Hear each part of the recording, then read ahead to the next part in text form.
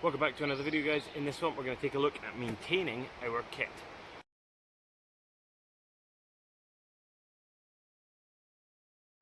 So welcome back, thank you very much for joining me here once again today. What we're going to have a look at today is a couple of kind of maintenance things and things like that in preparation for an event this week. Started though, let me talk about what that event actually is. So this weekend coming, the weekend of about the 29th of May, is the Bushcraft Show happening at Stanford Hall on the east side of Birmingham. I'm going to be there the whole weekend. I will be camping, joining in some workshops, walking around and enjoying the show. It's looking like it's going to be a very good one. So if you see me and you want to come and say hello, do feel free. But without further ado, back to the video. So, yes, going to be at the Bushcraft Show this weekend, so in preparation for that, need to get some kit organised, tidied up, fixed up, whatever it might be. So we're going to look at a couple of different things today. We're going to look at a bit of tool maintenance on my axe and on my knives, sorry I said that wrong. But also going to have a look at some other little bits in my possibles kit and things like that. But before we get started, I kind of want to talk about the whole principle of kit maintenance, gear maintenance, because I see a lot of people, not so much on YouTube and stuff, but more when I look at kind of scout kit and things like that, I see a lot of kit that isn't maintained at all. A lot of people will, they'll come home from a camp and they'll shove all their camping kit underneath their bed, maybe even just leave it in the rucksack, leave it the way it is, walk away, take it out next time, and they'll find that there is something wrong with it. So it is important that we do maintain our kit and that we do look after it. Both looking after it in terms of when we're using it, but also looking after it after the fact. So keeping tools sharp, keeping kits stocked, fixing things that need to be fixed, rips and stuff, repairing them, and all that kind of things. Airing out sleeping bags is another good, example there. If you don't air your sleeping bag out, it's going to reduce its lifespan. I can't remember the number, but it is quite a lot actually, of a percentage that it reduces the lifespan. So, as I say, we're going to look at some large maintenance stuff, including sharpening my tools, as well as some minor stuff. So, let's actually start with the slightly smaller stuff. So, the first thing I'm going to do, because I can't maintain a lot of it out here in the woods, and this is very much not this place to be doing a lot of this, but for filming sake it works better right here. So the first thing I'm going to do is I'm going to get myself a notepad out, because I want to take some notes here on what needs organised. So just going to take a page in my yellow Write in the Rain notebook here,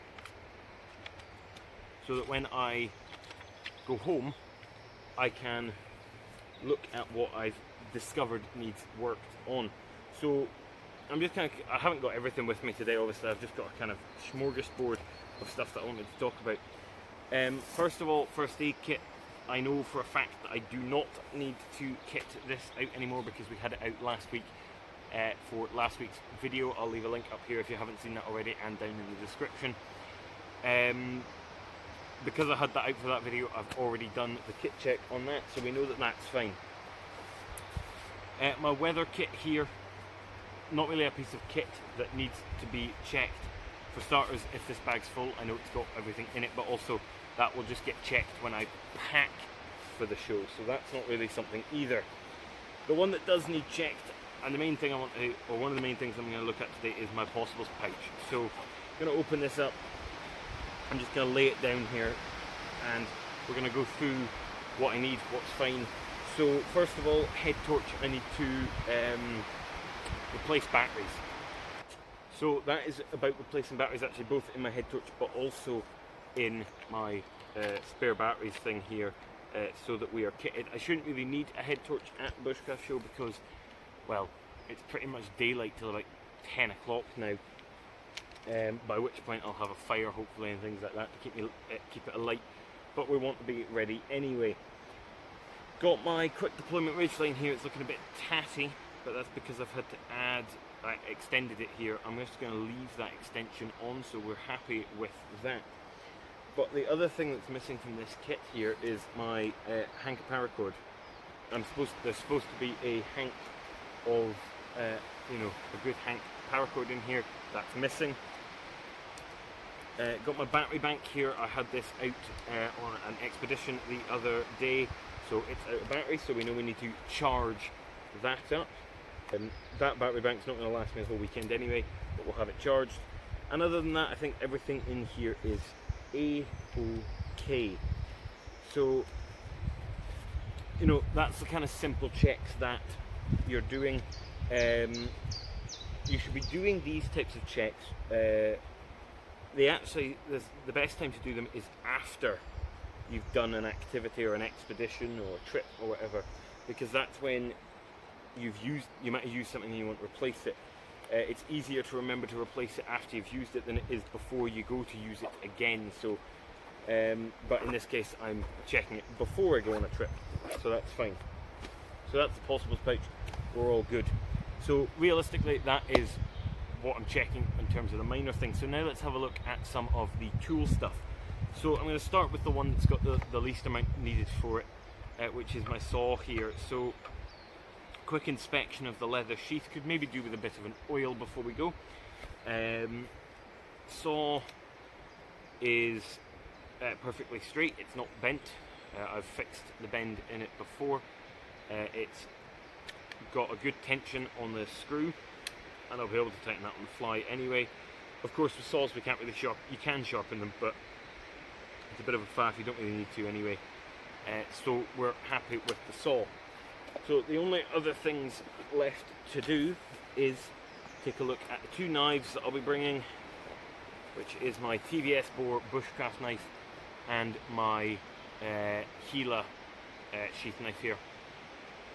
You take both of those and my axe, and what we're going to look at is a little bit of tool sharp. So we're working on this stump here for doing this. Now, when I tool sharp, what I use to sharpen my tools is an oil stone.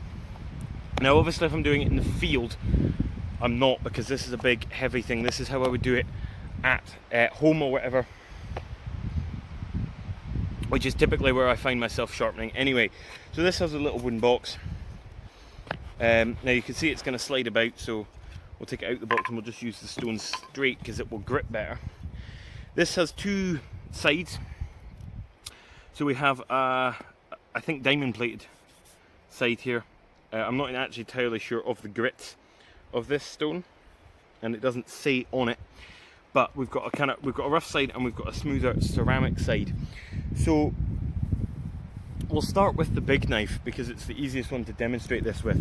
So we're going to start on the rough side. We're going to keep that clean there, and I use just some oil because it's an oil stone, and I just put it in a little spray bottle. Again, I don't tend to do this in the field, so if you're thinking that this is a lot of kit, I'm doing this at home, so it doesn't really matter. So we're going to take the knife. So before we even start, what we want to do is have a look at the knife itself and inspect it. So what I'm seeing is it's got a relatively clean bevel on both sides because I've sharpened this not that long ago, but I'm seeing we've got some dirt on the side of the knife, so we could clean that up. I'm feeling a little bit of a burr on the back, on the edge of the spine, that's some ferro rod material, so we can clean that up. We can tilt the blade towards ourselves and look along the edge, and anywhere where the light reflects isn't sharp. The alternative method is, of course, to run your finger across the blade. Never running your finger along the blade, always across it, and that is feeling pretty sharp, but for the sake of this we're going to do it anyway. So I've placed the stone down. I'm right-handed, so I take the knife in my right hand. Now I don't do a full grip because a full grip is too tight for this. So what I do is I place the knife like that in between my fingers. The knife holding the handle controls the movement. The knife at the hand, the other hand controls the pressure and the angle. So what we do, or what I do, bearing in mind that different people sharpen in different ways, this is how I do it and this is what I find works. What I do is I place the knife at one end, pointing away from me. I lay it down and I roll the blade until I feel it sitting on that bevel, like so, and I'm starting right here at the belly of the blade. And all I do is I push forward and I pull back, like so. Now some people only go one direction, some people go back and forth. I find back and forth works best. And I'm doing that a handful of times. And you'll see we've got a really nice shiny bevel now. But we've only done the one side, and it's important to do both sides. So after a handful of times like that, I then come to the other end, tilt towards myself, and do the same in the other direction. If you need to, you can place a thumb on the blade as well.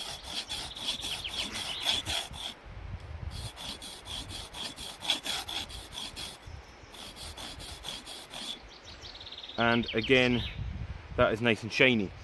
Now that's just that first bit there. So now what we want to do is do the next bit. So again, starting at the start, put a little bit more oil on there. Now we want to make sure that we're not coming onto the curve. We'll do that in a minute. We want to just be before the curve.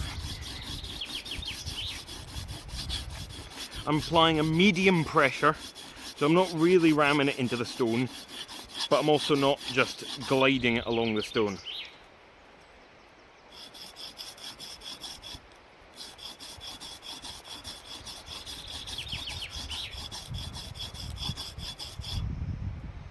Now what's handy to have is a bit of cloth or something to wipe this off on.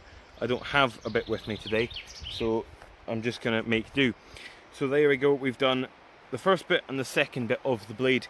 Now what we want to do is work on the curve. So a little bit more fiddly, but it's just about the same. You can curve it slightly as you're going.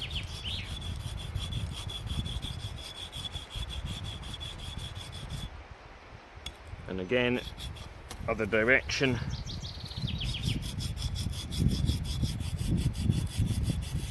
It's quite good to get a nice sharp tip on the knife. It's good for getting in and cutting around things.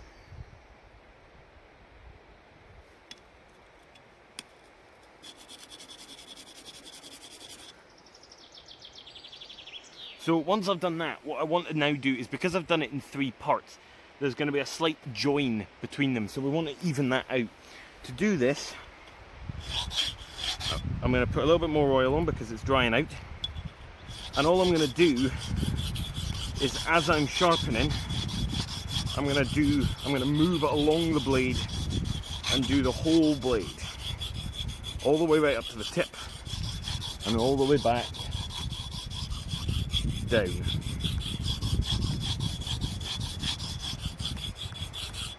Same the other direction.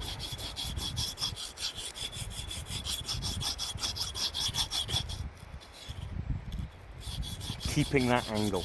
So at this point we have a fairly sharp knife, and I'm quite happy with that. So what we're now going to do is take a bit of moss here, because it's the closest thing I've got. Just clean that oil off that side, just saves it getting a bit less minging when we flip it over. So now we're going to flip it over, brush off any debris that's on our ceramic side here, and oil up our ceramic side. And we're going to do the exact same thing, except this time I'm not going to do it in parts. I'm just going to do the whole blade in a oneer right from the start. You'll hear that the noise isn't quite as rough.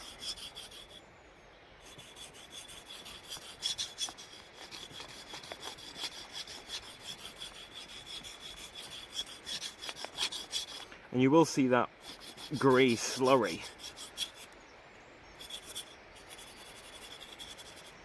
appearing on the sharpening stone. That is exactly what we want.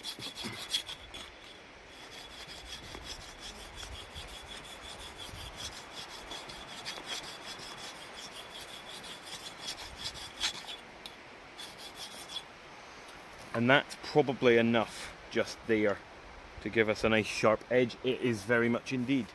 Now what you can then do is strop it on a bit of leather. I don't have a bit of leather with me. My strop is at home, but you can strop it on a bit of leather and that helps. You'll also notice that it's quite oily, the handle here.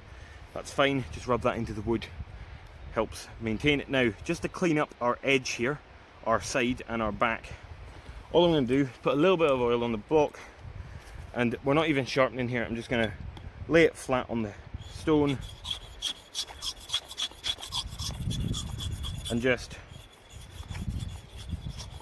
slide the edge, the actual flat side of the knife up and down the stone, and just clean up the whole knife itself, just so it looks a bit nicer. There we go. That is how I sharpen that knife. Nice. So the other thing that we're going to look at is an axe. Now there's a couple of different ways to do an axe. With a stone like this, if you can do it on the ground, but you can do it in the air, and I have been previously this week with other axes.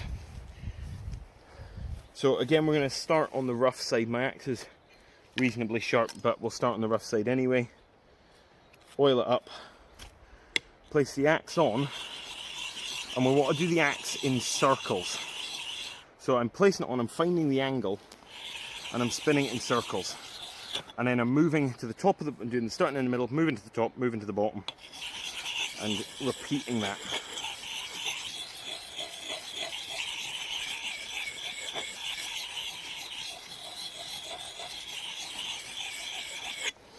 Then turning it round.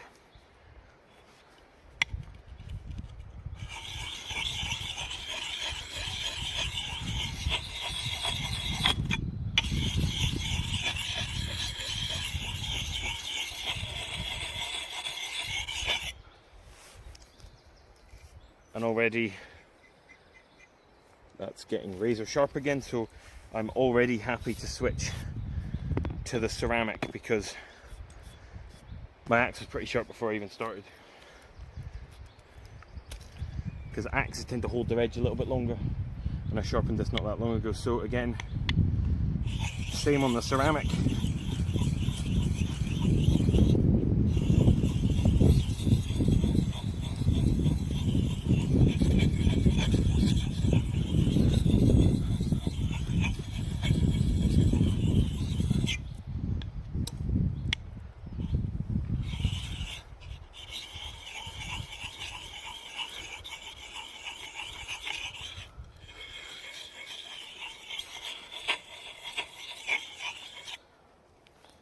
And that is nice and razor sharp again. And again, a little bit of oil on the head and on the handle is fine.